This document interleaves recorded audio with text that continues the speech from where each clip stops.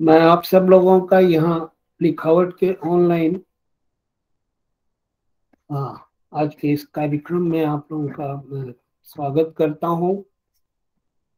हमारे साथ लाल बहादुर ओझा हैं, जो नागरिक पत्रकारिता, साहित्य और अभिव्यक्ति की आज़ादी आ, के ऊपर वो हमें अपनी बात बताएंगे। बहुत सारी चीजें हैं जो आज हमें उनसे सुनने को मिलेंगी। लाल बहादुर ओझा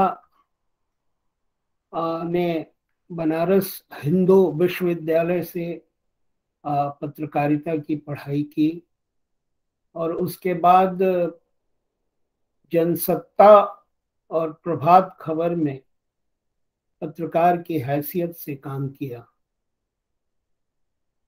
उन्होंने भोपाल स्थित एक संस्था है एकलव्य, जो शिक्षा और विज्ञान को लेकर के काम करती है। ये संस्था भोपाल में ये संस्था है। तो लाल बहादुर ओझा ने उनके साथ काम किया। फिर दिल्ली की संस्था है centre for studies of development societies, उसके साथ भी उन्होंने काम किया। भोजपुरी सिनेमा के विकास पर काम किया है और फिलहाल वे Indian institute of mass communication में अध्यापन कर रहे हैं।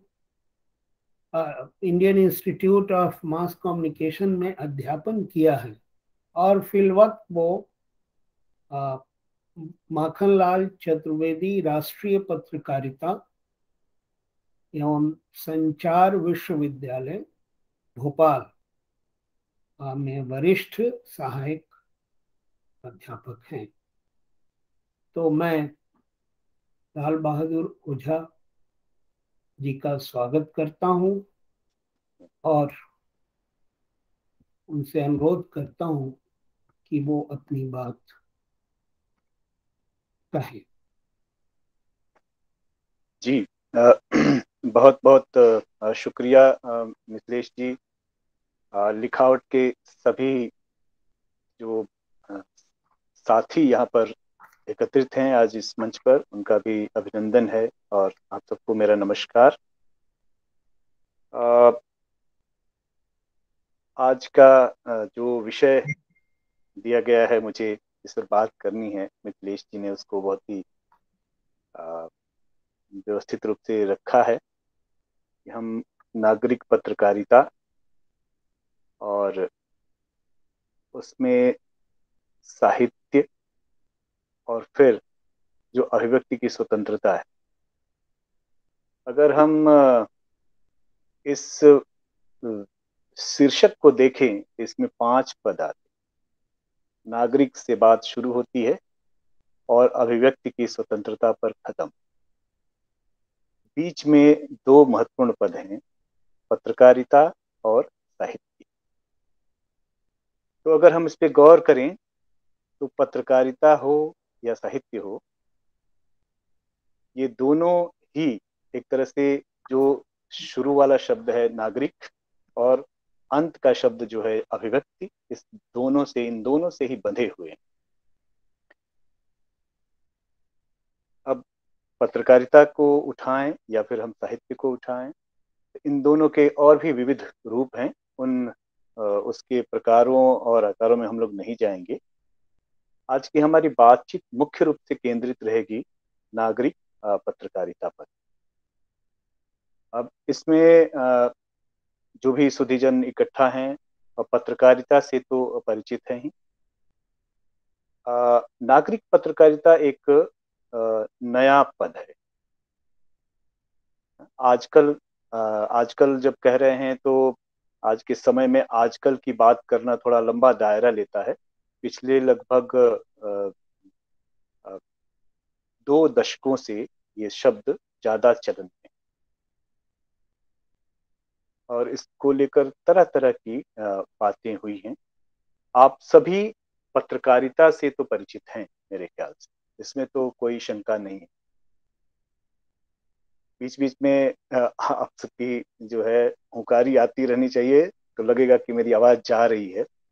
नहीं तो फिर इस माध्यम का एक संकट ये होता है। जी जी जी जी, आपकी आवाज आ रही है, बहुत अच्छी आवाज आ रही है और ठीक बिल्कुल आपने शुरू बिल्कुल। किया है। तो हाँ, जारी। जी जी है। तो इस जो बातचीत में जो संरचना मिथिलेश जी ने रखी है कि मैं कुछ शुरू में बातें करता हूं, और उसमें अगर कहीं से भी आपके मन में कोई प्रश्न आता है तो जरूर इसमें वो जो हैंड रेज का शायद ऑप्शन है, आप उसमें कर सकते हैं और अपनी बात रख सकते हैं। तो अभी अभी जो है माइक ऑफ कर दें, अभी जो है माइक ऑफ कर दें, तो फिर से डिस्टर्ब है ना। आप लोग माइक ऑफ कर दें क्योंकि इको हो रहा है। तो नागरिक पत्रकारिता के बारे में मैं बात कर रहा था। दरअसल पत्रकारिता जो है अभिव्यक्ति से जुड़ी है, और अभिव्यक्ति जो है वो मनुष्य का एक तरह से कह सकते हैं कि जन्मजात अधिकार है। मनुष्य जैसे ही आता है धरती पर, एक जोर की आवाज लगाता है। अक्सर हम कहते हैं कि वो रोती हुई आवाज होती है, लेकिन वो उसकी घोषणा है, यस आई एम हियर, मैं आ गया हूं। और इसको इसी का फिर उसके पूरे जीवन में विकास होता है, अलग अलग रूपों में वो इसको रखता है। हम अगर मनुष्यता का पूरा इतिहास देखें तो इसमें शुरू से लेके अब तक जो बुनियादी बात रही है मनुष्य के पास, कि उसके पास एक तथ्य है, कोई एक बात है, कोई एक अनुभव है, कोई एक सूचना है जिसको वो साझा करना चाहता है, और इस साझा करने के लिए उसे जरूरत होती है अभिव्यक्ति। तो ये पूरा मनुष्य समाज बनने में इन दो चीजों की, कि हमारे भीतर एक बात है और हम उसको साझा करते हैं या करना चाहते हैं। इस क्रम में लगातार चीजें, नई नई चीजें आई हैं, नई नई टेक्नोलॉजी आई है, और ये पूरी जो है, अगर हम कहें कि आज जो ही मनुष्यता की उम्र है उसमें अलग अलग पड़ावों पे अलग अलग चीजें। जैसे अपने यहाँ उदाहरण दिया जाता है, जो लिखित चीजें उपस्थित हैं उसमें अ, हमारे यहाँ मध्य प्रदेश में ही एक जगह है भीम बैठका, आप जानते होंगे, आप में से बहुत सारे लोग। वहाँ शिलालेखों के चित्र बने। तो ऐसा कहा जाता है कि आदमी ने सबसे पहले जो है रेखाएं खींचना शुरू, फिर उसके बाद उसकी ध्वनि निकली, ध्वनि में व्यवस्था आई, है ना। उसने भाषा विकसित की, भाषा के बाद लिपि आई, और लिपि के बाद हम देख रहे हैं कि बहुत सारी चीज। तो उस पूरी पुरानी यात्रा में जाने का आज समय नहीं है। हम बहुत संक्षेप में जो पत्रकारिता की यात्रा है उसकी तरफ जरा सा ध्यान दिलाते हैं, तब हम इस बात पर लौट कर। तो जो आधुनिक, ये तो परंपरागत रूप से चीजें चलती रही हैं, और हम ये भी जानते हैं कि हाथ से लिखना, लिपि आई तो हाथ से लिखना शुरू किया गया। इसके बाद जो है, जो मनुष्य है उसके उसकी जो इनोवेशन, खोज करने और युक्ति हासिल करने की जो एक उसके पास खासियत है, जो अन्य प्रजातियों से उसे अलग करती है, उसमें हमने देखा कि उसने फिर देखा कि लिखने में जो बहुत समय लगता है, बहुत दिक्कत होती है, इसको कैसे हम और कोई टेक्नोलॉजी विकसित करें। तो उसमें टाइप का आविर्भाव, टाइप भी आया। फिर पहले वो ताड़पत्र पर लिखता था, फिर कागज भी आया उसके साथ, और कागज और टाइप आ गया, उसको भी हाथ से जमाने का सिलसिला लंबे समय तक चला। फिर जो है वो हम देखते हैं कि यूरोप से ये सिलसिला शुरू होता है लगभग 15वीं शताब्दी से, जिसमें मूवेबल टाइप बनते हैं, और उसमें एक बड़ा नाम लिया जाता है गुटेनबर्ग का। और गुटेनबर्ग जो है इस पूरे इतिहास में एक बहुत ही महत्वपूर्ण व्यक्ति हैं, और उनके उनकी इजाद की हुई इस चीज से पूरे यूरोप का एक तरह से नक्शा बदला, और फिर पूरी दुनिया का। अब आपके मन में ये सवाल उठ रहा होगा कि मैं क्यों कह रहा। तो जगह अगर हम 15वीं 16वीं शताब्दी के यूरोप को देखें तो एक तरह से वहाँ सामंतवाद था, राजतंत्र था, एक तरह से जो चर्च है उसका आधिपत्य था। इस मूवेबल टाइप का उपयोग सबसे पहले धर्म के लिए किया गया। बाइबल छपी और फिर जो बाकी लोग हैं उन्होंने इसी पर सवाल खड़े किए कि वो क्यों नहीं छाप सकते इसको। पहले तो था कि लिखी हुई किताब रखी हुई, अब वो क्यों नहीं इसको छाप सकते, वो क्यों नहीं इस पर बहस कर सकते, वो क्यों नहीं इस पर चर्चा कर सकते। और ये सिलसिला फिर पूरे यूरोप में छाया और फिर उसके बाद धीरे धीरे पूरी दुनिया में छाया। मैं जो कह रहा था कि गुटेनबर्ग एक बहुत ही महत्वपूर्ण शख्सियत, मैंने उनका वो तो क्या रहे होंगे, उन्होंने जो इन्वेंट किया वो बहुत ही क्रांतिकारी एक औजार बन के मनुष्यता के लिए आया। और लोगों ने, जो विद्वत जन हैं, उन्होंने इसको ढूंढ के निकाला कि इससे जो है जो टाइप मशीन है, इसी की बदौलत एक तरह से सामंतवाद का खात्मा हो। हम सब ने सुना होगा, जैसे मैंने कहा कि जैसे ही ये टाइप वाली टेक्नोलॉजी मनुष्य के हाथ में आई, इस पर जो धार्मिक सत्ता है, धर्म की सत्ता है, उसने कब्जा किया और साथ साथ राजसत्ता ने कब्जा किया। आम लोगों के पास कुछ।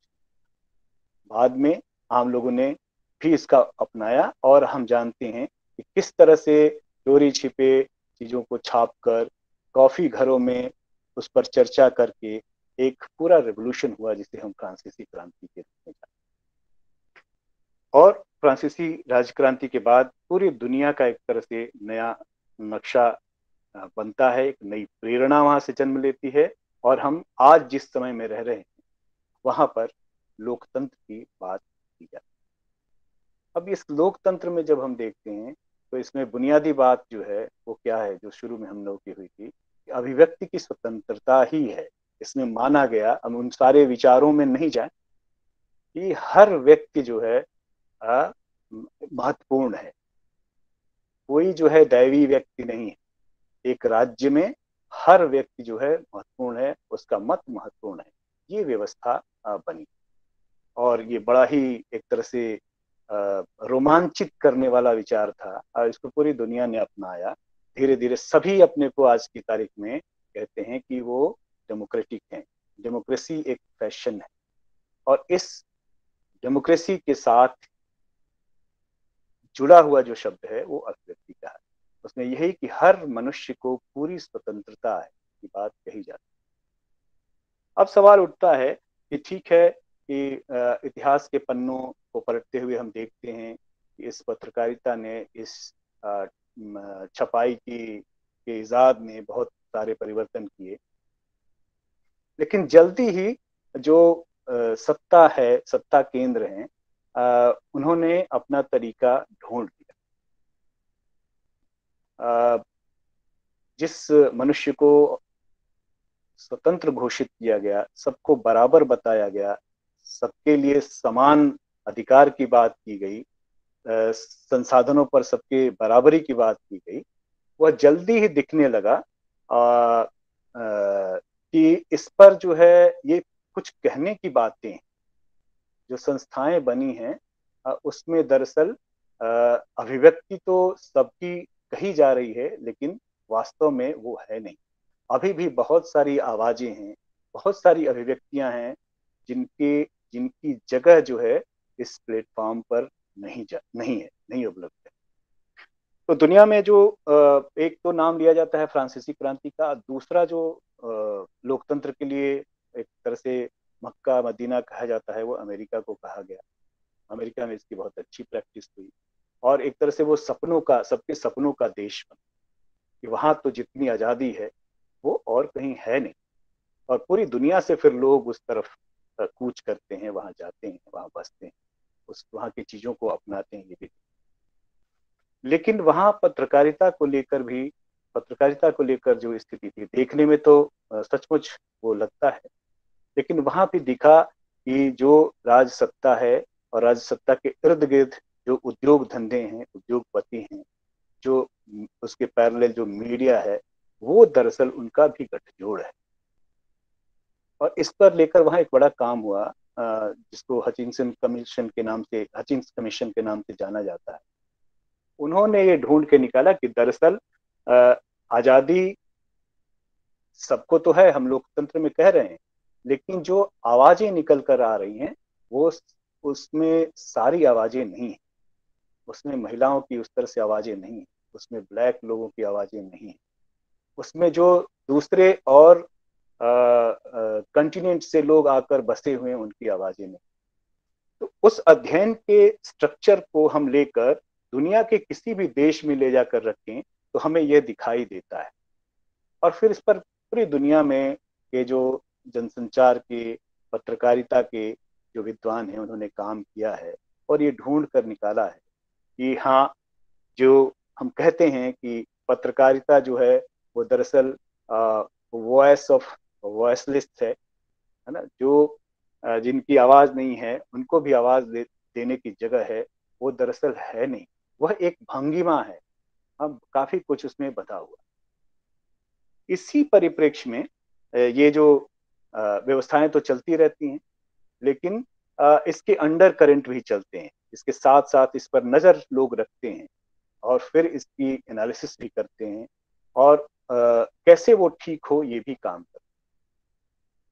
तब हम अगर आधुनिक दौर पे आए, अपने संदर्भों की बात करें, तो हम इसको समझ सकते हैं अपने जो आज़ादी का आंदोलन है उसके परिप्रेक्ष्य से समझ सकते हैं।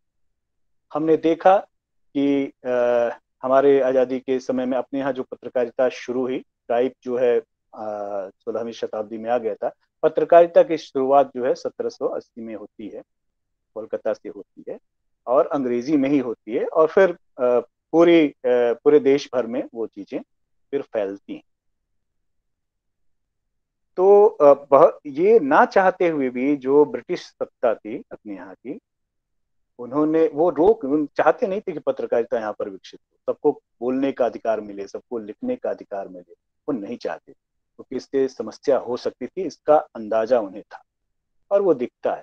आप देखते हैं कि अखबार शुरू होते हैं, पूरा जो इतिहास पलट कर देखेंगे तो कोई पत्रिका शुरू होती है, कोई अखबार शुरू होता है, उसको जेल भेज दिया जाता है, उस पर जुर्माना ठोक दिया जाता है, उसकी मशीन जब्त कर ली जाती है, तमाम तरह की दिक्कतें हुई। एक इलाहाबाद से अखबार निकला उर्दू का, उसके बारे में कहा जाता है उसके 9 संपादक हुए कुल कुछ 2.5-3 सालों में, और उन सब में सबको जो है काला पानी की सजा हो। तो ये आप देख रहे हैं, ये जो डाइकोटोमी है, एक जो पैरेलल धारा है, वो देख रहे हैं कि स्वतंत्रता तो है सबको, मनुष्य को स्वतंत्र माना तो गया, लेकिन जो उसके इर्द गिर्द व्यवस्थाएं बनी उसमें एक दोहरापन हमें दिखता है। एक अभिव्यक्ति जो है वो सत्ता की है और दूसरी जो अभिव्यक्ति है वो जनता की है। सत्ता की अभिव्यक्ति में जो संरचनाएं हैं उसमें जनता की अभिव्यक्ति के लिए बहुत ज्यादा जगह, उनको अपनी समांतर धारा ढूंढनी होती है ना। और ये अलग बात है कि इसको क्रिया प्रतिक्रिया और फिर उसका संश्लेषण होता है, वो देखते हैं कि इन तमाम सारे दबावों के बावजूद, तमाम दमन के बावजूद भारत की जो स्वतंत्रता का आंदोलन है वो खड़ा होता है, उसके आपसी संचार होते हैं, लोग उसके नए तरीके निकालते हैं और फिर हम देखते हैं कि हमारी सत्ता निकल कर। तो ये किस्सा जो है, सिर्फ जैसे मैंने एक उदाहरण यूरोप का रखा, दूसरा जो है संदर्भ अमेरिका का रखा और तीसरा संदर्भ जो है हमने भारत की स्वतंत्रता आंदोलन का रखा। इस सबसे स्पष्ट दिखता है कि एक जो व्यवस्था बनी है उसके समान, उसमें सब कुछ जो कहा जाता है वो नहीं आता और इसके समांतर जो है वो कोई ना कोई व्यवस्था बनानी पड़ती है। एक व्यवस्था जो है वो सत्ता की है, दूसरी व्यवस्था जो है वो नागरिक की होती है, लोक। अब जैसे हम साहित्य की बात ले लें तो लिखावट का एक संकल्प है, जहां तक मैं जानता हूं, जो परिचित भी हूं, कि उसमें लघु पत्रिकाओं की बात अक्सर होती है, हम लोग देखते। अब ये लघु पत्रिका क्या है और इसकी जरूरत क्यों पड़ती है? यही कि हमारे समय में जो स्थापित पत्रिकाएं हैं, जिनको हम मानते हैं, जिनमें हम छपने की इच्छा रखते हैं, वो उनमें शायद वो स्वर जो लघु पत्रिकाओं के जरिए, है ना, किसी एक या दो या तीन या चार ऐसी स्थापित पत्रिकाओं में पूरे समाज का या पूरे भूगोल का, हम जैसे कह सकते हैं, जिस भूगोल में हम रखते हैं, जिसको हम देश या राज्य के नाम से जानते हैं, उसके लिए पर्याप्त जगह नहीं होती। या हो सकता है कि उसमें जो स्वर जिस तरह से नियंत्रित किए जाते हैं उससे भिन्न स्वर हमारा हो सकता है। तो इसी के कह सकते हैं कि इसके विरोध में उस सत्ता जो एक किसी मेन स्ट्रीम, एक शब्द चलता है, मुख्य धारा पत्रिका के या पत्रकारिता, चाहे वो सामान्य पत्रकारिता हो या साहित्य की पत्रकारिता हो, जब उसमें सामान्य स्वर या अधिकांश ऐसे स्वर या एक नया विचार या नई तरह की दृष्टि को जगह, कई कारण हो सकते हैं उसके, जब उसको जगह नहीं मिलती है तो वो कोई लघु पत्रिका शुरू कर अपने दायरे में अपनी बात की शुरुआत वो करता है। ये भी एक तरह की आप कह सकते हैं कि नागरिक पत्रकारिता ही है ना। तो अब हम इसमें लौट कर आते हैं कि दरअसल है क्या वस्तु जो आज पत्रकारिता के दायरे में जिसको नागरिक पत्रकारिता कहा जाता है, वो है क्या, वो क्या है, उसका उत्स क्या है, उसका संदर्भ क्या है, वो कहाँ से निकलता है। तो ये जो पृष्ठभूमियां हैं, इनसे बहुत आपको समझ में चीजें स्पष्ट हो गई होंगी तक। दरअसल पत्रकारिता की शुरुआत जो हुई वो तो स्वतंत्र रूप से ही हुई। उसके लिए कोई स्कूल नहीं था, कोई कॉलेज नहीं थे, कोई सिस्टम बना नहीं था। जैसे जैसे आवश्यकताएं हुई उसे वैसे संरचनाएं बनी। लेकिन पूरी 20वीं शताब्दी में इसके बहुत पूरी दुनिया में एक स्ट्रक्चर बन गए, इसकी स्कूलिंग भी शुरू हो गई। एक पत्रकार की परिभाषा तय कर दी कि कौन पत्रकार हो सकता है, किसको पत्रिका कहेंगे, किसको अखबार कहेंगे। ये सारी चीजें जो है एक परिभाषा और दायरे में बन। वस्तुतः पत्रकार करता क्या है, चाहे वो साहित्य लिखता हो, साहित्य के लिए तो कहा ही जाता है पत्रकारिता में कि वो जो है बल्कि पत्रकारिता के लिए कहा जाता है कि वो जल्दी में लिखा गया साहित्य है। और साहित्य के लिए कहा जा सकता है कि वो जो है थोड़ा इत्मीनान के साथ, थोड़ी गहराई के साथ, थोड़ी और सूक्ष्मता के साथ विषयों पर, घटनाओं पर, अनुभवों पर ठहर कर रची गई बात कह सकते हैं। तो इसमें हम दोनों जगह पर होता क्या है दरअसल कि हमारे पास कोई अनुभव है, कोई एक बात है, कोई एक विचार है, हम किसी घटना को देखते हैं और हम उसको अभिव्यक्त करते हैं। अब अभिव्यक्त उसे कविता में करें, चाहे या न्यूज में करें, या चाहे हम किसी लेख में करें, ये फॉर्मेट अलग अलग हो सकते हैं, है ना। पत्रकार यही तो करता है और क्या करता है। इसमें थोड़ा सा आगे बढ़ा, लिखने के अलावा उसके साथ टेक्नोलॉजी आ गई कि वो कैमरा चला सकता है, वो रेडियो जैसे उपकरण का इस्तेमाल कर सकता है। ये टेक्नोलॉजी है। जैसे कि प्रिंटिंग मशीन आई, प्रिंटिंग मशीन के बाद जो है वो कैमरा आया, कैमरे के बाद रेडियो आई, और फिर रेडियो और कैमरा मिलाकर सिनेमा जैसी विधा का। तो बेसिकली जो है, जो ट्रेनिंग हो रही वो क्या है, इस टेक्नोलॉजी को अपनाने की और साध कर उसको इस्तेमाल करने की, यही बात हो रही है। अभी का जो समय है उसमें इन सब, चाहे वो प्रिंट की बात हो, चाहे इलेक्ट्रॉनिक में रेडियो और कैमरे की बात हो, ये इतना सहज है कि वो आम लोगों को उपलब्ध है। आम लोग इसका बखूबी इस्तेमाल करते हैं। तो यहीं पर वो बात जो परिभाषित होती है कि ऐसी स्थिति जब आम नागरिक पत्रकारिता के स्थापित कौशलों का इस्तेमाल अपनी बात रखने के लिए करने लगता है, इसी को नागरिक पत्रकारिता कहा जाता है ना। नागरिक, है ना, वो तो सिर्फ पत्रकार था। नागरिक जब पत्रकारिता के कौशलों का इस्तेमाल करने लगता है तो वह जो है नागरिक पत्रकारिता होती। अब ये सवाल उठता है कि नागरिक क्यों इसका इस्तेमाल करे। इसका संदर्भ अभी पिछले जो भी 10-5 मिनट से मैं कर रहा था वही है कि ऐसे नागरिकों को, कुछ सजग नागरिक हैं उनको ये लगता है कि जो सामान्य पत्रकारिता हो रही है, जो स्टैब्लिश्ड जर्नलिज्म है या पत्रकारिता है, उसमें उसकी बात के लिए, उसके ऑब्जर्वेशन के लिए जगह नहीं, और इसलिए वो ये रास्ता चुनता है।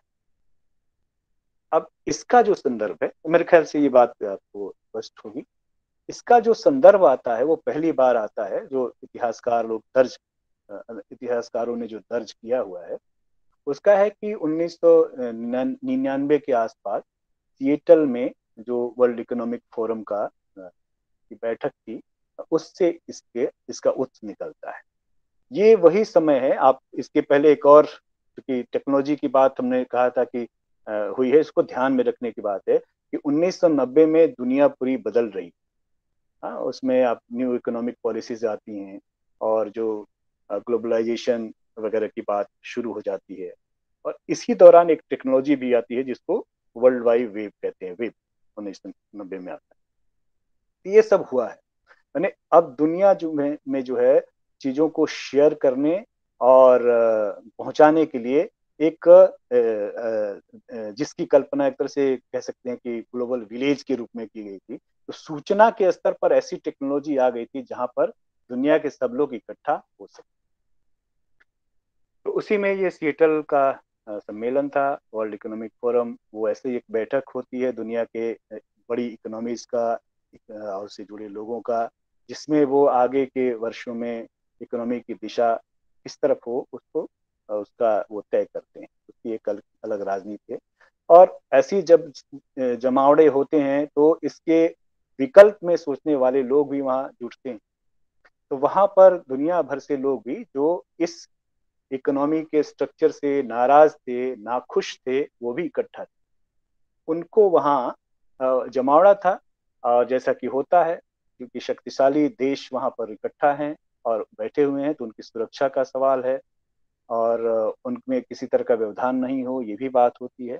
तो जो है वहां से उनको खदेड़ दिया गया, हटा दिया।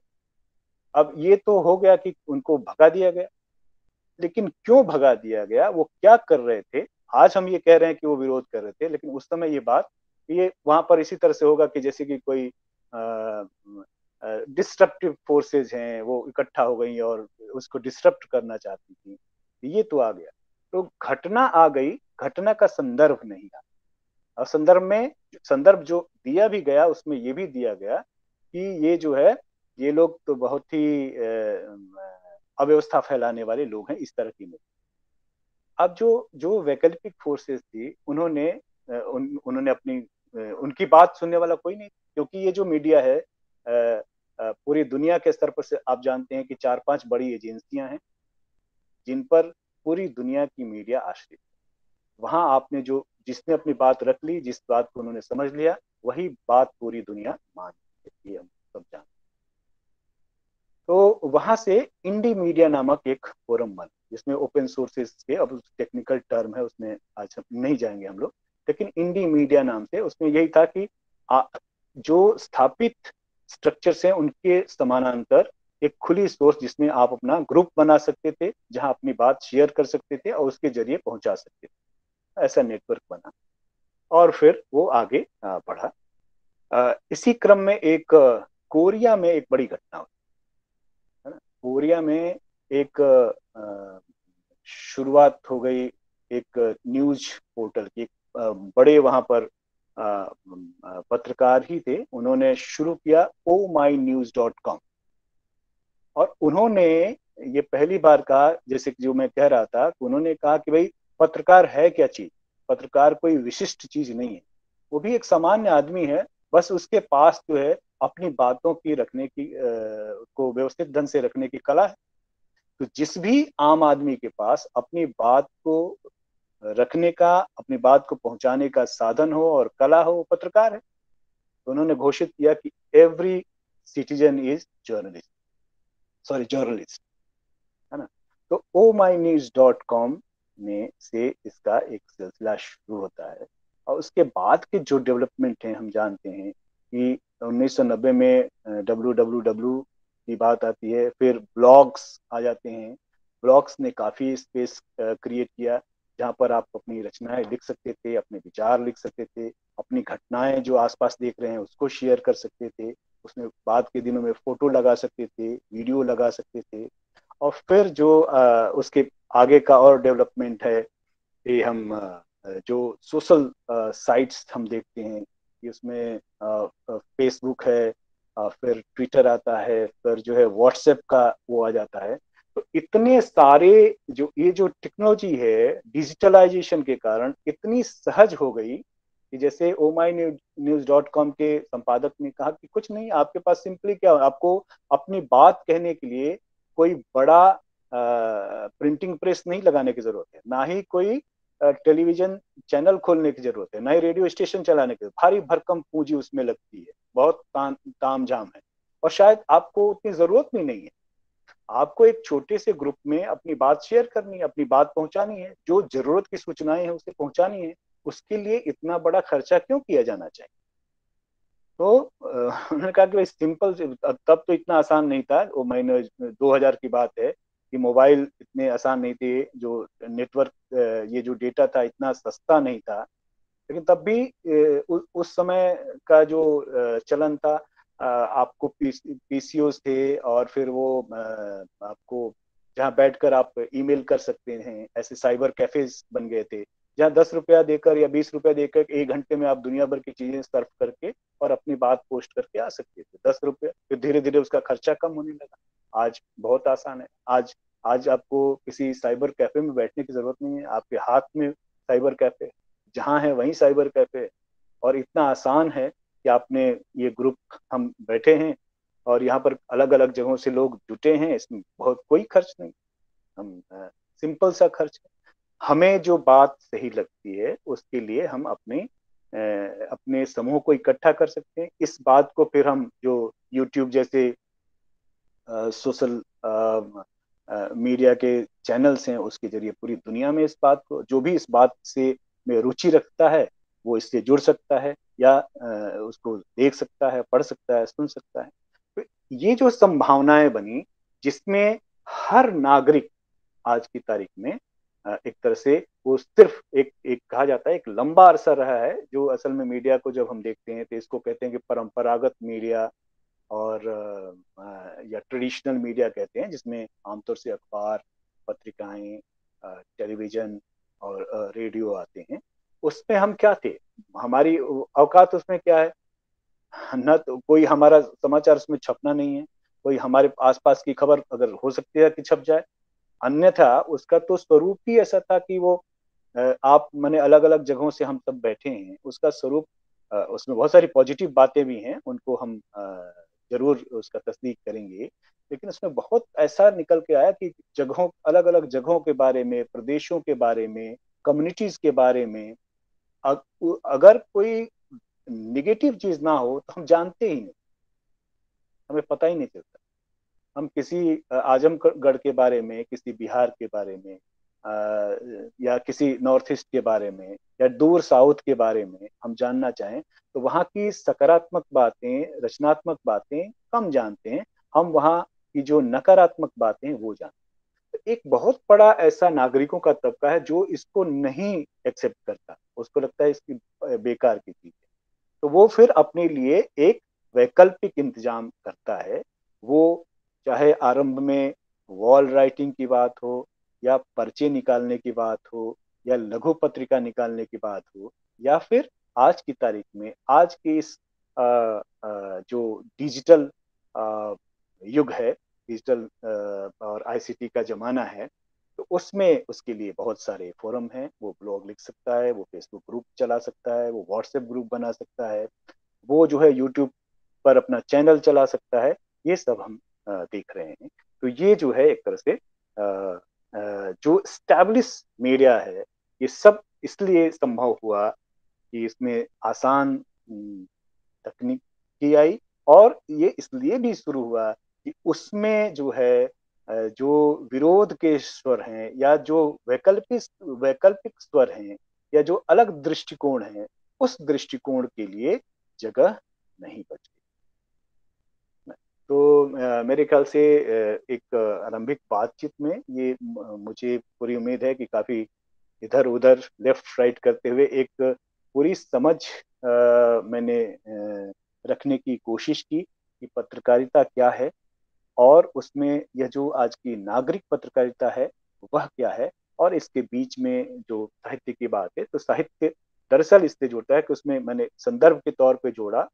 साहित्य दरअसल साहित्य और पत्रकारिता का खास तौर से भारत में बहुत ही गहरा रिश्ता है, और उसमें फर्क यही है कि जिस घटना, एक पत्रकारिता में एक अर्जेंसी रहती है, एक जल्दबाजी रहती है। आज आप देखते होंगे कि फटाफट न्यूज की बात हो रही है, तुरंत खबर पहुंचानी है, एक जो भगदड़ मची रहती है, उसकी बनिस्बत जो साहित्य है, जो उसमें वो जो कर्म है, थोड़ा सा इत्मीनान, थोड़ा सा डिटैच होकर, थोड़ा सा समय लेकर, थोड़ा सा व्यापक संदर्भों में चीजों को समझता है और उसको अभिव्यक्त करता है। उसके फॉर्मेट्स अलग हैं, रिपोर्टिंग पत्रकारिता के फॉर्मेट थोड़े भिन्न हैं, और जो साहित्य के फॉर्मेट हैं वो बिल्कुल भिन्न है।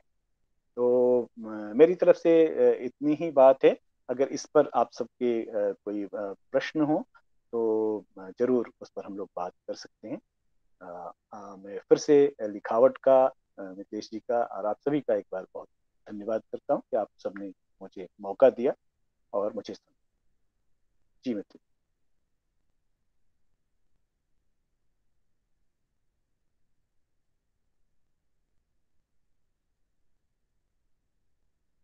आप अनम्यूट कीजिए, आप, आवाज नहीं आ रही। आप इन विषयों पर पढ़ाते भी हैं और खुद शोध करते हैं, तो कुछ सवाल हैं कि उसका जवाब शायद आप दे पाएं। जी। तो मेरा पहला सवाल ये है कि ये टेक्नोलॉजी से रिलेटेड है और नागरिक पत्रकारिता से है। ये जितने सर्च इंजिन्स हैं, जैसे गूगल है और भी हैं, जो कई तरह की सूचनाएं हमारे तक पहुंचाती हैं अगर हम सर्च करते हैं, तो इस सर्च इंजिन्स को मजबूत करने में इस नागरिक पत्रकारिता की भी अहम भूमिका रही है क्या? बिल्कुल। देखिए, सर्च इंजन जो है कोई एक तरह से हम कहें कि वो कोई जन सेवा के लिए तो बनी नहीं, वो पूरी तरह से एक व्यवसाय है, और उसका लक्ष्य ये है कि जितना ज्यादा से ज्यादा लोग उसका इस्तेमाल करेंगे, है ना, उतना ही उसकी आय बढ़ेगी। ठीक है। तो इससे कि इसमें आप देख रहे हैं कि नागरिक पत्रकारिता के होने से उसमें बहुत अलग अलग तरह के स्वर आए हैं, अलग अलग तरह के टेक्स्ट आए हैं, अलग अलग तरह की रुचियां आई हैं, उसमें एक डाइवर्सिटी पैदा हुई, और ये जो है उन सर्च इंजन को ताकत देती है। कौन से सर्च इंजन पर सबसे ज्यादा डाइवर्स चीज मिलती है, इसकी ताक में रहते हैं, और इसी का कारण कि इसमें जो गूगल नाम की चीज है वो अपने को बहुत आगे ले जाती है। उस अधिकांश, विश्व के अधिकांश जगहों पर उसकी लोकप्रियता है, उसकी पहुंच है, और उसमें लोगों को सामग्री मिलती है, और उसमें वो जगह देती है। कई सारी फैसिलिटीज हैं, जैसे हम बात कर रहे हैं, इस पर आपने गूगल मीट का इस्तेमाल किया, है ना, और इस पर एक अलग चर्चा चल रही है। इसके जरिए इसमें जो भी लोग जुड़े हैं, इससे इसको आप यूट्यूब पर ले जाएंगे, वो भी गूगल के पास।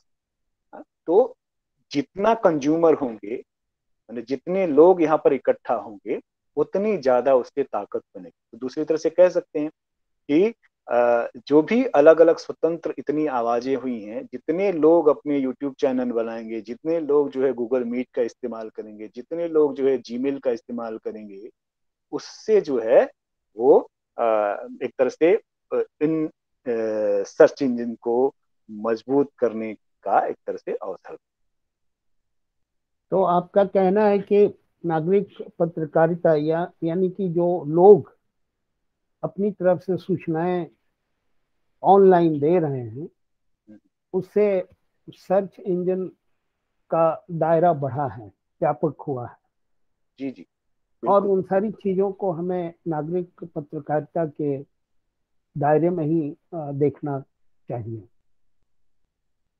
बिल्कुल। अब वो देखिए, सर्च इंजन सिर्फ नागरिक पत्रकारिता तक सीमित नहीं है। इसी सर्च इंजन पर आप देखें कि वो आपको, वो तो एक क्या है, एक माध्यम हो गया, एक प्लेटफॉर्म है। वहीं पर आप दुनिया भर की चीजें, मैंने वो सारे अखबार भी वहाँ अवेलेबल है, सारे न्यूज चैनल अवेलेबल हैं। आज आपका शायद जो वाशिंगटन पोस्ट पढ़ने को प्रिंट में नहीं मिलता, वो आपको, क्योंकि सर्च इंजन है तो वहाँ वो अवेलेबल है कि वाशिंगटन पोस्ट में क्या छपा है, डॉन में क्या छपा है, किसी यूरोपियन देश के अखबार में क्या छपा है, सारी चीजें आप लोग, तो वो तो एक ऐसी जगह है जहाँ सब लोग उपस्थित हैं। हाँ, उसमें अभी जो है आम लोग भी अपनी उपस्थिति दर्ज करा सकते हैं। अब इसका एक थोड़ा सा और भी पक्ष है, जिसमें आप, इसमें खेल भी होता है, जिस पर अक्सर चर्चा होती है कि उस सर्च इंजन में कौन पहले दिखेगा, किसको पहले दिखाया जाएगा, है ना। ये एक बहुत ही महत्वपूर्ण सवाल है कि उसमें लिखावट पहले दिखेगी या वाशिंगटन पोस्ट पहले दिखेगा, कौन दिखेगा। इसके अलग हिस्से हैं, लेकिन यह है कि वो किसी तरह से वो रोकेगा नहीं। अगर लिखावट अपने को अपना वेबसाइट बना रहा है तो उसको रोकेगा नहीं, है ना, उसमें मनाही नहीं है। तो वो एक तरह से आपको वो एक, इस मामले में वो एक डेमोक्रेटिक स्पेस है, वो आपको सबको जगह देता है कि वहां पर वाशिंगटन पोस्ट भी है, वहां पर टाइम्स ऑफ इंडिया भी है, और वहां पर लिखावट भी उपस्थित। आप नागरिक पत्रकारिता और सरकारों के बीच क्या कोई संबंध देख रहे हैं? देखिए, दो तरह के हैं। एक तो है कि कई बार अक्सर जो ये दिखता है, एक जो ट्रेंड, कि उसमें नागरिक जो है अपने सरकारों से नाराज रहते हैं, इसलिए अपनी बात कहने के लिए एक सिस्टम बन जाता है ना कि सरकार के साथ जो मीडिया काम करती है उसमें उनको जगह नहीं मिलती है, और उनके जो स्वर हैं उसमें नहीं सुनाई देते हैं, इसके लिए फिर अलग चले जाते हैं, है ना। तो एक तो जनरल ये दिखता है, लेकिन ये एक बहुत ही सकारात्मक बात हो सकती है अगर सरकार इसके प्रति सेंसिटिव हो, और है सरकार, वो इसका उपयोग करती हैं कि लोग क्या कर, उसे ट्रेंड पता चलता है कि लोग किस बात को लेकर नाराज हैं, है ना, किस बात को लेकर शिकायत कर रहे हैं। अगर वो जो है स्थानीय सरकार हो, राज्य की सरकार हो, देश की सरकार हो, या जो विश्व की व्यवस्था है, कि उसमें लोगों की का ट्रेंड क्या है, उनका उनको किस तरह की तकलीफ है, अगर उसको एड्रेस करना चाहें तो वो उनको यहाँ से हिंट मिल सकता है ना, ये उपयोग कर सकते हैं। तो उस मामले में बहुत ही उपयोगी चीज है। कई सरकारें इसका सदुपयोग कर रही हैं, कई सरकारें इससे नाराज भी हैं, है ना। जैसे आपने ये सुना ही होगा कि जो अरब स्प्रिंग जैसी चीज घटित हुई, तो वहाँ एक व्यवस्था बनी थी, है ना, वहाँ बनी थी व्यवस्था, और उसमें जो भी व्यवस्थाएं थी उसमें लोगों के स्वरों की जगह नहीं थी, सब ठीक ठाक चल रहा था। लेकिन जैसे ही नागरिक पत्रकारों को ये डिजिटल माध्यमों का वो मिला और इसका उपयोग उनको समझ में आया, तो पूरी वहां पर बात ही बदल गई, है ना। तो आप देख सकते हैं कि एक वैकल्पिक साधन के रूप में लोग इसका इसका उपयोग करते हैं, और कई बार जो है एक टकराव की स्थिति पैदा हो जाती है, क्योंकि बाहर की दुनिया में भी देखते हैं, अपने यहाँ भी देखते हैं कि एक छोटी बड़ी कई घटनाएं ऐसी हैं जिसमें कि तो क्या स्थानीय लोग। नागरिक पत्रकारिता पूरी तरह से टेक्नोलॉजी बेस्ड हो गई है? आज क्योंकि हमने अ, दक्षिण अफ्रीका महादेश के एक देश में कीनिया कीनिया शायद, वहाँ कुछ अ, लोगों ने विरोध किया, तो उस विरोध को दबाने के लिए वहाँ की सरकार ने इंटरनेट ही बंद कर दिया। हम्म, तो बिल्कुल, यही मैं कह रहा था कि टकराव की जो स्थिति बन जाती है ना, तो सरकारों के लिए कई बार जो है जनता का के इस दबाव को कम करने के लिए या रोकने के लिए, कि एक जगह मान लीजिए कोई ज्यादती हुई, अब जो है सोशल मीडिया है उस पे लोगों ने उस बात को फैला दिया अलग अलग जगहों पे, तो उससे हो सकता है कि वो एक सही स्थिति हो मैंने जनता के लिए, और उसी बात को, लेकिन वो सरकार के लिए या व्यवस्था के लिए असहज स्थिति हो, तो वो इसको रोकती है। तो अब ये है कि इसको कंट्रोल कर सकती हैं, क्योंकि ये सारा माध्यम जो काम करता है, स्वतंत्रता इस पर है, लेकिन इस चीज को ऑफ कर दिया जाए, है ना, कि भाई सर्च इंजन को ही जाम कर दिया गया, तो आपका संवाद नहीं हो पाएगा। तो आपको परंपरागत जो साधन है वही अपनाने पड़ेंगे, डोर टू डोर जाना पड़ेगा, या जो आप कह सकते हैं कि अलग अलग बैठकें करनी पड़ेंगी, बैठकों के जरिए आप संदेश पहुंचाएंगे। हाँ, वही तरीका है। तो ये जितना सहजता देता है संदेशों को प्रसारित करने में, उतना ही जल्दी सरकारों ने इसको नियंत्रित करने का भी वो कर रखा है, कि जैसे ही उनको लगेगा कि आप ज्यादा एक तरह से अव्यवस्था उत्पन्न करने की तरफ बढ़ रहे हैं, तो रोक दिया जाता है। वो अपने आप ही किया जाता है। कई बार जो है तनाव जो समाज में होते हैं, लगता है कि सोशल मीडिया या जो नागरिक पत्रकार जो हैं, अब देखिए यहाँ थोड़ा सा हमें ध्यान देना चाहिए। अक्सर ये बात होती है और ये भी कहा जाता है कि जो नागरिक पत्रकारिता है उससे अराजकता फैलती है। और जो आप कह सकते हैं कि जो कीनिया का आपने उदाहरण दिया, उस सरकार को यही लगा कि ये नागरिक लोग अराजकता फैला रहे हैं, इसलिए इसको बैन कर तो रोक। तो हम अगर पत्रकारिता के इतिहास में जाएं, तो दरअसल ये अराजकता तो किसी भी जगह से हो सकती है, कोई भी कर सकता है। पत्रकारिता का जो मूल स्वभाव है, मूल चरित्र जो है और मूल जो विकास है, वो एक जिम्मेवार के रूप में है, कि पत्रकार जो है एक जिम्मेवारी समझता है, एक सामान्य नागरिक से कहीं ज्यादा वो जिम्मेवार होता है। और अगर वो जिम्मेवार नहीं है, तो निश्चित रूप से यह जो सहजता है साधनों की, कि आप उसमें जो है आप बहुत संभावना बनती है कि अराजक हो जाए, है ना। तो ये एक बड़ी डिबेट है कि दरअसल सबको अखबार निकालने का, सबको रेडियो चलाने का, सबको लिखने का, सबको बोलने का, कोई कुछ भी बोल रहा है, अगर ये आप कर देंगे उससे एक अव्यवस्था फैलेगी। तो दरअसल इसमें एक एक बड़ी चुनौती है ये, कि आप जिम्मेवार हैं या नहीं। जिम्मेवार आप एक लोकल स्तर पर, जो भी जहाँ के लिए भी बोल रहे हैं, जो भी आपका टारगेट है, उसके स्तर पर आप जिम्मेवार हैं या नहीं। अगर जिम्मेवार नहीं है, तो ये फिर एक बड़ी समस्या है। और ये जिम्मेवार हैं तो एक बहुत ही एक अच्छी व्यवस्था है।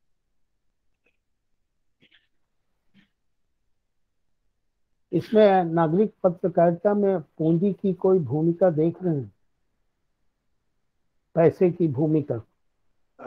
देखिए, जो पूरा ये कॉन्सेप्ट है वो तो है कि सहजता से, इसमें कोई पैसे का और किसी चीज का उस तरह से दबाव नहीं।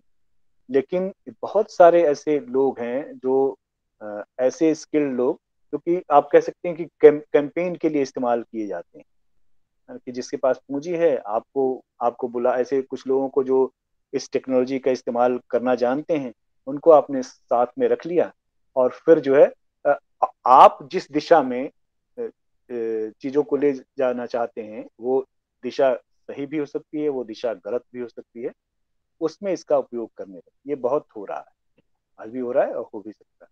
लेकिन वस्तुतः नागरिक पत्रकार की जो बात है या पत्रकारिता की बात है, वो किसी पूंजी की आश्रित नहीं है। वो पूरी तरह से पूंजी के पीछे जाने वाली नहीं, वो एक स्वतंत्रता की बात करता है, सबको मौका देने की बात करता है ना। आपके पास पूंजी है तो भी, और आपके पास पूंजी नहीं है तो भी। इसमें सिंपल पूंजी की है, एटलीस्ट आपके पास एक मोबाइल तो होना ही चाहिए, या मोबाइल नहीं भी है तो आपको साइबर कैफे में बैठने के लिए कम से कम 10 रुपये या 15 रुपये, जो भी उसका शुल्क है, जितनी देर आप उपयोग करना चाहिए, उतनी पूंजी तो होनी चाहिए, जो कि किसी स्टैब्लिश्ड जो फोरम है उससे बहुत बहुत बहुत बहुत कम है ना। कि आप अखबार निकालने जाएं या पैम्फलेट छपवाने जाएं, हाँ, या कोई रेडियो स्टेशन में कार्यक्रम देने जाएं, जो कि आप शायद कई बार जा भी नहीं पाएंगे, तो उसकी बनिस्बत जो है ये आपको बहुत ही कम पूंजी में काम, बहुत कम साधनों में काम करने का मौका देता है। यही इसकी खूबी है, यही इसकी खासियत। ओके। और कोई सवाल है? जो मित्र यहाँ उपस्थित हैं, अखिलेश यादव, खुशी यादव, कल्पना पवार, कुछ पूछना चाहते हैं आप लोग? अभिजात, मनीष,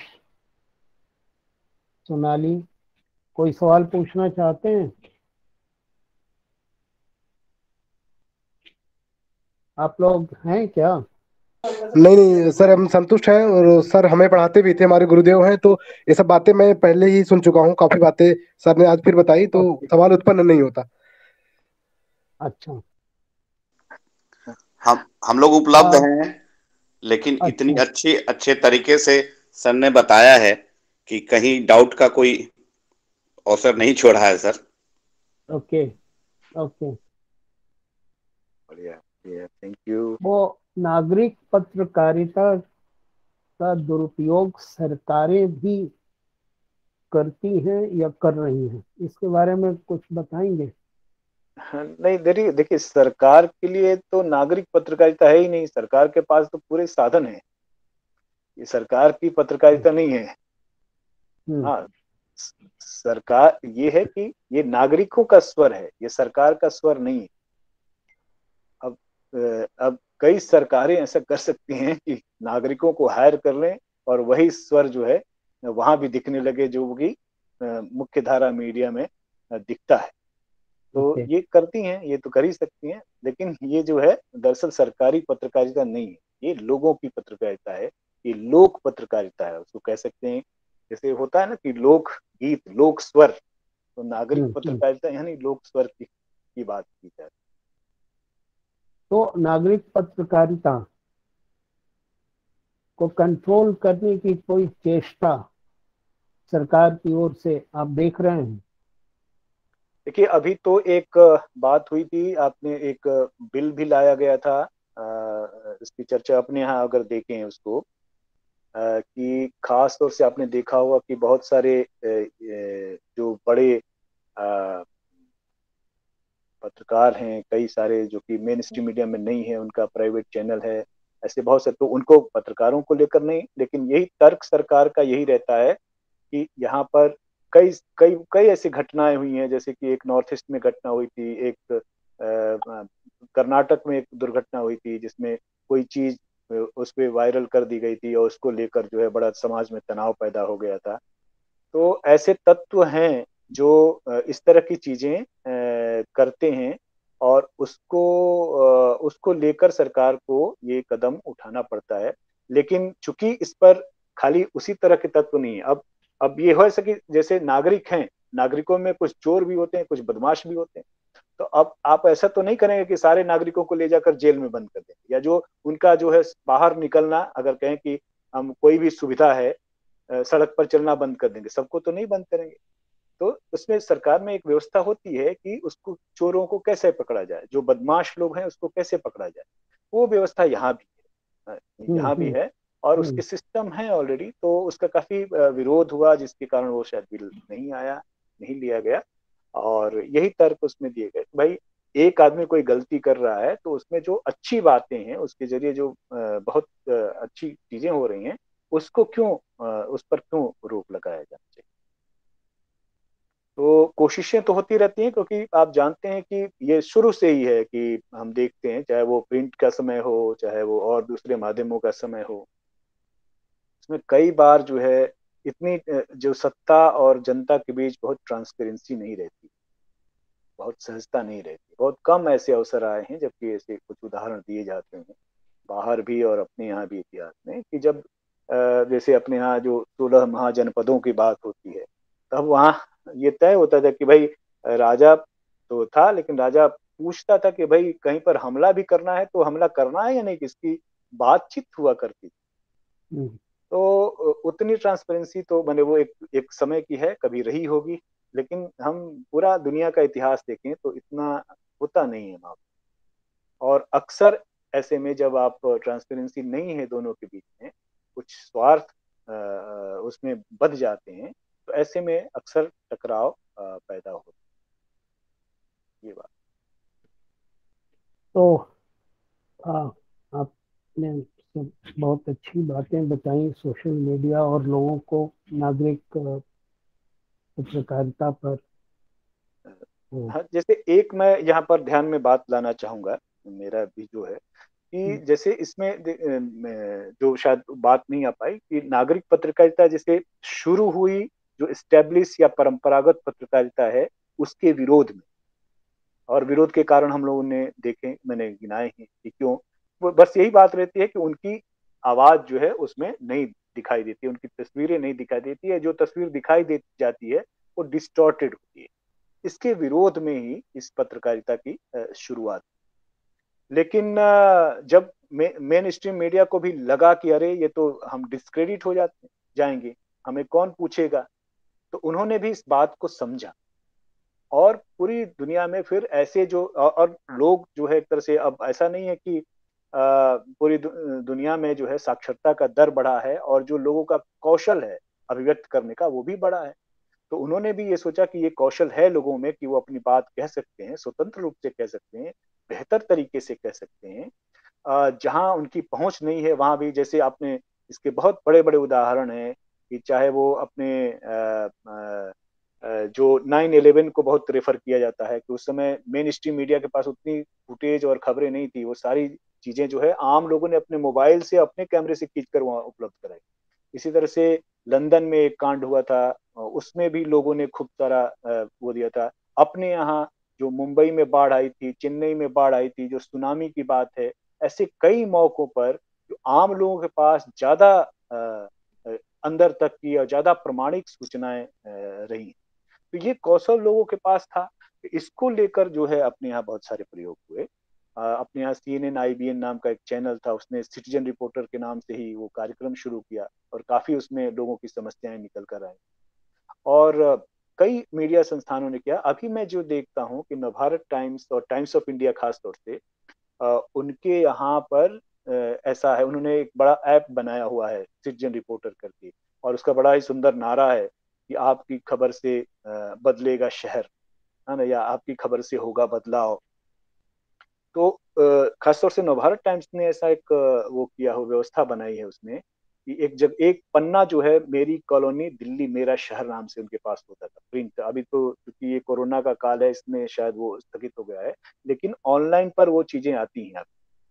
तो जो अखबार है उसमें उन्होंने सिटीजन रिपोर्टर को जगह दी और लोग अपने मोहल्ले की आसपास की समस्याओं को उसमें रखते थे। खासतौर से जो नागरिक सुविधाएं हैं, नागरिक समस्याएं हैं, नागरिकों को ज्यादा बड़ी चीज नहीं चाहिए होती। भाई उनके यहाँ पानी हो, बिजली हो, सड़क ठीक ठाक हो, गंदगी ना हो, पार्क की व्यवस्था हो, ये दैनिक सामान्य जरूरतें हैं। बेरोजगारी और बाकी सारे सवाल बड़े सवाल हैं, उसको छोड़ भी थे तो ये भी नहीं होता। और जो स्थानीय जो सिस्टम है, जो शासन की व्यवस्था है, उस उनके पास कोई बहुत सुविधा नहीं है कि वो पता लगा पाए कि कहाँ पर क्या खराब है, इतने लोग भी नहीं होते। तो ऐसे में ये लोग जो है अपने जगह की समस्याएं लिखते हैं और अखबार जो है वो उन संबंधित व्यक्तियों से उस पर पूछता है। तो एक बहुत ही सुंदर सिस्टम विकसित हुआ है कि ये नागरिक पत्रकारों का जो कौशल है सरकार तक सूचनाएं पहुंचाने का और जो समस्याएं पहुंचाने का बहुत ही अच्छा साधन है। और खासतौर से जब एक बड़ा अखबार ये स्पेस दे रहा है तो इससे एक बहुत अच्छी चीज बनती हुई दिख रही है ना। तो ऐसा कई अखबारों ने किया कि उन्होंने लोगों को ब्लॉग लिखने की जगह दी। यानी जो लोगों में अपनी बात कहने की इच्छा है और उसको कैसे एकोमोडेट किया जाए, ये फिर इस एक जो पैरेलल, एक समांतर धारा जो बन रही थी उससे हटकर एक नई व्यवस्था बनी। तो अभी भी स्वतंत्र रूप से भी, जैसे अपने यहाँ omynews.com करके वहां हुआ, तो अपने यहाँ मेरी न्यूज करके एक वेबसाइट है जो नागरिक पत्रकारों से ही चलती है पूरी तरह से। लेकिन ऐसे तमाम सारे जो बड़े अखबार हैं उन्होंने ही, अखबारों ने, चैनलों ने, उनकी जो वेबसाइट्स ने अपने यहाँ ऐसी व्यवस्थाएं कर रखी हैं जहां पर आप अपनी बात लिख सकते हैं, उसको जगह दी। तो एक आप कह सकते हैं कि साथ मिल के चलने की। तो अगर इसमें एक तरह से ट्रांसपेरेंसी हो, ईमानदारी हो, तो काफी जो पत्रकारिता का जो मूल कर्तव्य है कि वो व्यवस्था और जनता के बीच एक पुल का काम करती है ना। कि आप भाई व्यवस्था जो जो व्यवस्था बना रही है उसकी बात सही तरीके से लोगों के पास जाए और लोगों को जो तकलीफें हैं वो बातें जो है वो सरकार तक पहुंचे, व्यवस्था तक पहुंचे। ये काम बहुत ही बुनियादी काम पत्रकारिता का है। और इसमें अखबार अगर लोगों की इस कौशल का अच्छे तरह से उपयोग कर रहे हैं और ईमानदारी से उसको जगह देते हैं तो एक बहुत ही सुंदर व्यवस्था बन सकती है। ये मेरा बहुत बहुत शुक्रिया लाल बहादुर ओझा जी। आज हमने नागरिक पत्रकारिता के बहुत सारे आयामों के बारे में आपसे सुना। तो अब हम लोग इस कार्यक्रम को यही समाप्त करते हैं। ये कार्यक्रम यूट्यूब लिखावट के यूट्यूब पर भी अपलोड हो जाएगा, तो आप लोग लिखावट के यूट्यूब को जरूर सब्सक्राइब करें, देखें और सुनें। शुक्रिया सभी मित्रों का जो आज यहाँ उपस्थित हुए और लाल बहादुर ओझा जी को सुना। धन्यवाद जी, बहुत बहुत धन्यवाद सभी को, बहुत बहुत शुक्रिया।